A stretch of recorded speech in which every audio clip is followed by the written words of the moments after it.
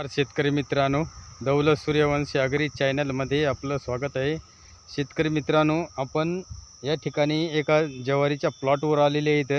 ही जी ज्वारी आपण उन्हाळी जी ज्वारी पेरलेली आहे, ही एका दृष्टिकोनातून आपल्याला उत्पन्नासाठी आणि जनावरांच्या विशेष चाऱ्यासाठी ही ज्वारीचं आपण या ठिकाणी पेरणी केलेली आहे। ती आपण बघू प्रत्यक्ष या प्लॉटवर कशा प्रकारे ज्वारी पेरली ही आपण या व्हिडिओच्या माध्यमामधून।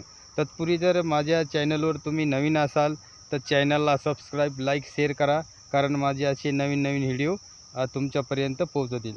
तर बघू शकता शेतकरी मित्रांनो, या ठिकाणी आपण ज्वारी पेरलेली आहे। हा प्लॉट दिसतो तुम्हाला पूर्ण।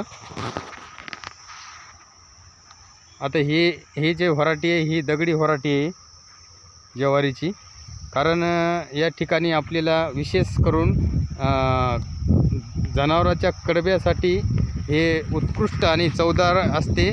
त्यासाठी आपण या ठिकाणी ही व्हरायटीची निवड केलेली आहे उन्हाळ्यामध्ये पेरणीसाठी। आता ज्वारी माणसाला याची भाकरसुद्धा खूप चविष्ट असते खायला आणि रुचदार असते। त्यासाठी आपण अशा वाणाची निवड केलेली आहे। तुम्ही बघू शकता प्रत्यक्ष या ठिकाणी। आता याची जे ताठाची जे झाडाची जी हाईट आहे ही पूर्ण साधारणतः 6 फुटापर्यंत 7 फुटापर्यंत असते। रब्बीची जे 7 फुटापर्यंत येते, परंतु आता हाय टेम्परेचर असल्यामुळं ही 6 फुटापर्यंत येते।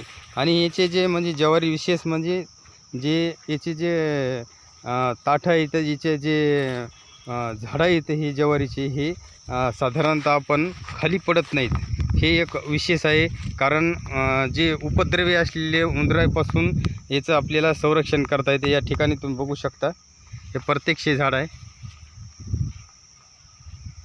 अशा प्रकारे खूप छान आलेली आहे। आपण उन्हाळा आपण पाणी याला रेन पाईपनं देतो,